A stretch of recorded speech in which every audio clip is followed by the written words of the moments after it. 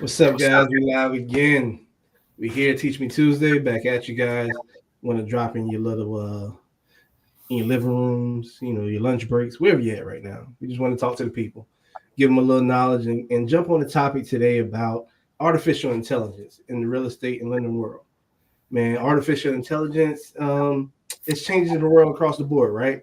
And real estate and mortgages and lending, there's no exception for those areas either. They have to change with how artificial intelligence is changing the game.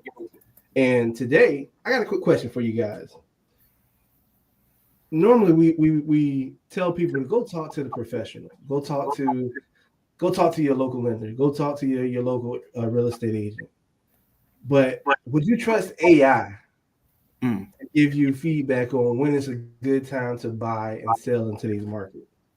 mm. That's the main question. I don't know if I can trust AI wholeheartedly to tell me, you know what, right now is the best time for you to buy, or right now is the best time for you to sell.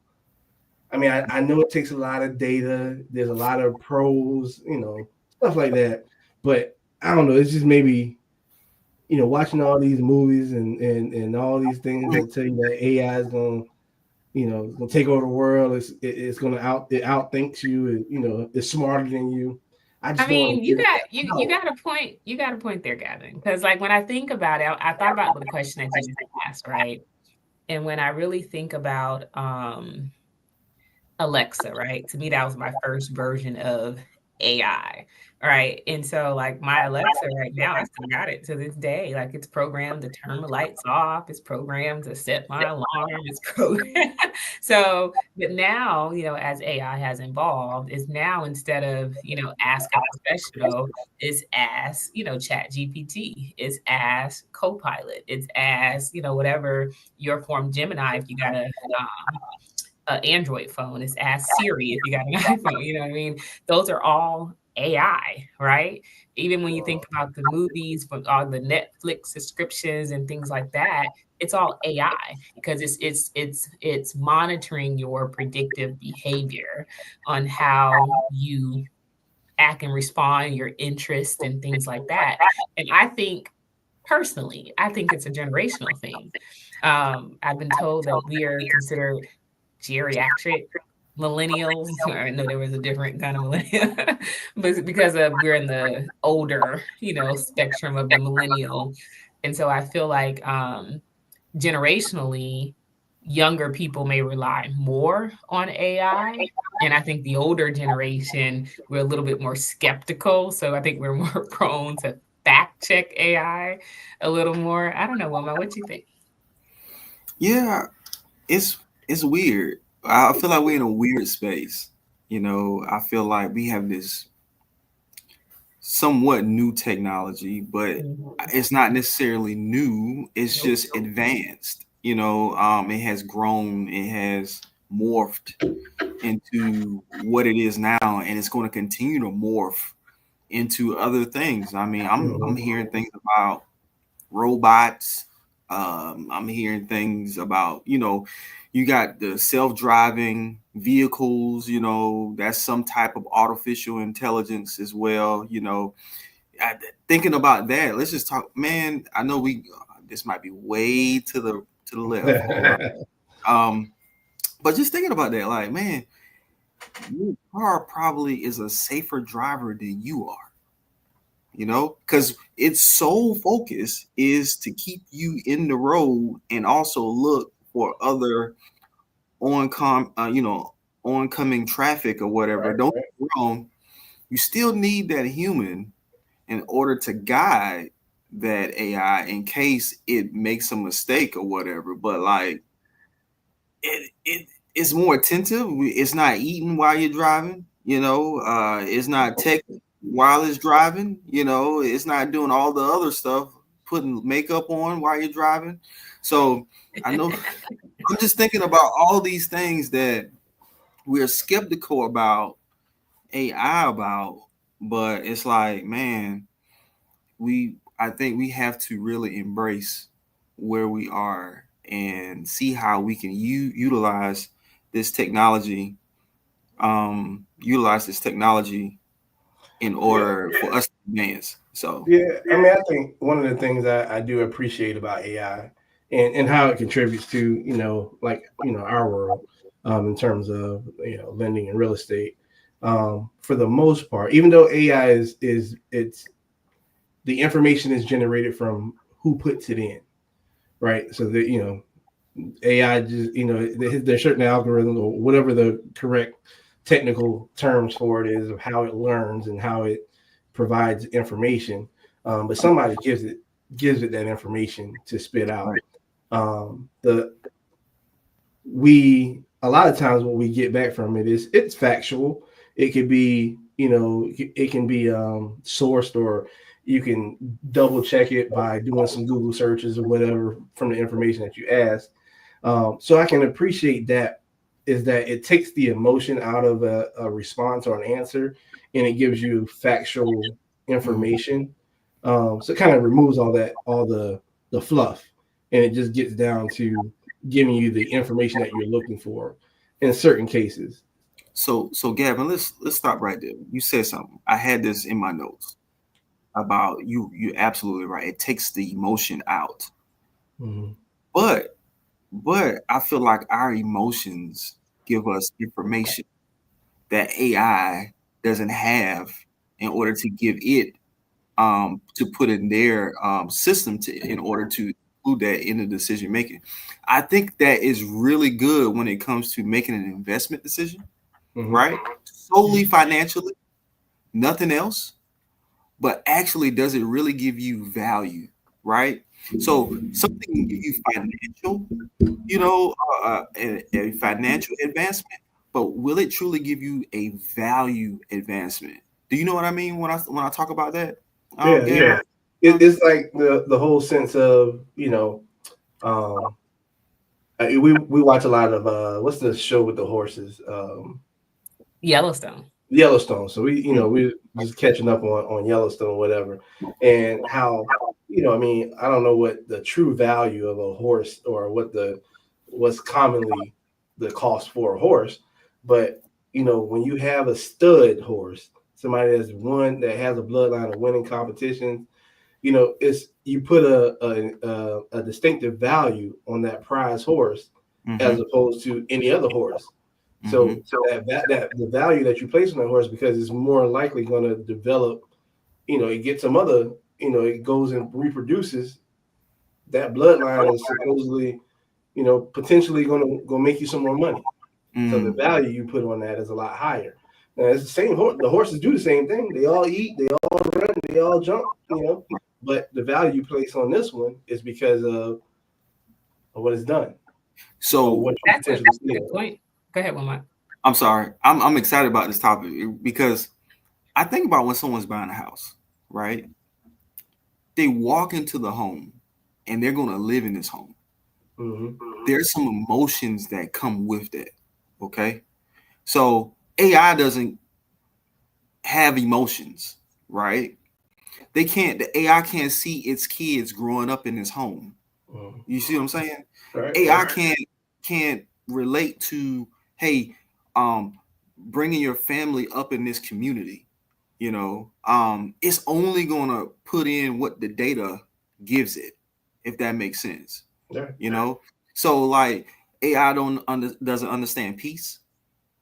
It doesn't understand having a sane mind when you wake up in your house and you just feel good, and it doesn't put a value on happiness. So like all of these are like things that I feel like I think a lot of people when they're trying to analyze, oh man, is this a good investment? I'm gonna make this offer because AI said this, but AI doesn't take in consideration all those things I just talked about. Yeah. So what I hear from you guys, and I definitely stand behind this. I don't think that AI is going to ever truly replace the human, the physical person that's involved. I think it may scale back some of our utilization, but I think that, that human touch, that human experience, that human voice, those human emotions, things like that are still needed, whether you're buying a house or you're trying to, buy something at McDonald's on the kiosk because they replaced all the cashiers. You know what I mean? Like, I don't think that, that's going to ever replace, because sometimes what ends up happening with the computer is you got to troubleshoot it. There's error. It doesn't know how to troubleshoot different things if you don't give it a certain response, or there's not a certain algorithm. It get confuses versus the human mind, which we're trained and designed, by our creator to think on a higher level, to be able to troubleshoot things in a different creatively way that AI, which is a robot, has not figured out how to do. So I don't think that it will ever replace us in that way, right? Go ahead, Lamar. Absolutely. And LaShawn, I'm sorry. I can see you was getting excited. You brought something up just now. We were at Bojangles, man, and they have AI taking your order, right? But it was 100% right. Didn't have to deal with no attitude. What? You know what I'm saying? Like, do you want fries with that? You know what I'm saying? Like that kind of stuff. No, it was polite every single time. Okay. And when I got to the window and I checked my order, it was right. Okay. So in that circumstance, that emotional piece works. This is true. So but I will say, that was something that we was like, man, you ain't had to deal with no attitudes or nothing in the line, and so we appreciated that aspect. I think that's a very good thing. Now, I do want to shift gears just a little bit before we run out of time, because when it comes down to, what we do in this mortgage and lending world, I think as a realtor, right, I feel like a lot of real estate agents use AI to maybe help do virtual staging, or they may use AI to kind of help write a description on a property. They may use AI to, I don't know, respond or automate certain type of customer relations and interactions. But on the lending side, we don't really use AI in those types of facets. Like, we use AI for the most part to maybe search for mortgage guidelines, because in our world, because what we do is a little bit more, I don't want to say complex, but it's a little bit more detailed in our industry. The answer isn't black or white.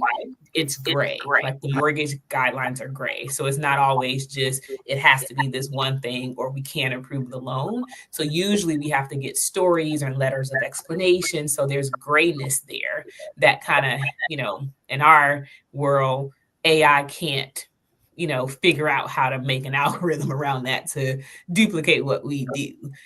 So I think there's a need there. So have you seen that, guys, I guess, in regards to how you're using AI in our perspective roles?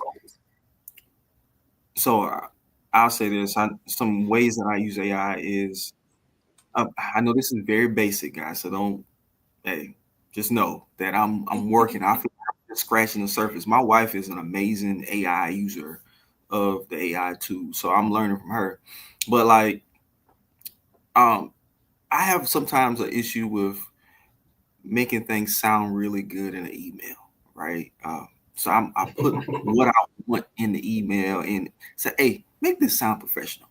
These are my thoughts. Just phrase this in a way that I think it will be received. So I like that. So I use it that way. I will say this way I create listing narratives, like you said, how to make the property. It can't just say it looks nice, it looks amazing. AI has a way of giving it a bouquet of vocabulary, in out of the narrative that helps with the narrative to explain the property. Comparative market analysis, right?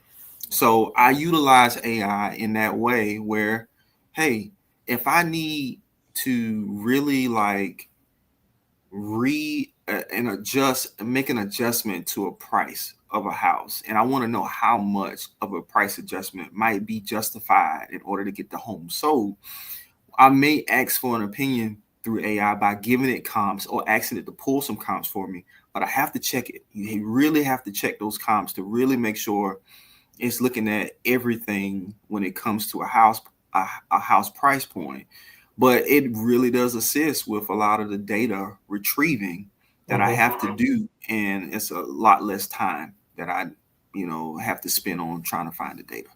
So yeah, I mean, again, I think as we wrap up, I mean, AI can be a friend. It is a friend. It's a tool that can be, that's used to all make us more intelligent, sound more intelligent, appear more intelligent. Yeah, but it also helps us be a lot more efficient. It's great to gather data that we don't have to go searching for, and spit out things that we need right away to help provide clients in our business with solutions or with different options that's going to help them move forward in their journey to home ownership. So I think it's a good topic, man. AI, it's the future. It's not even the future anymore. It's now. It's here, man. It's now, and we're only going to continue to see it grow.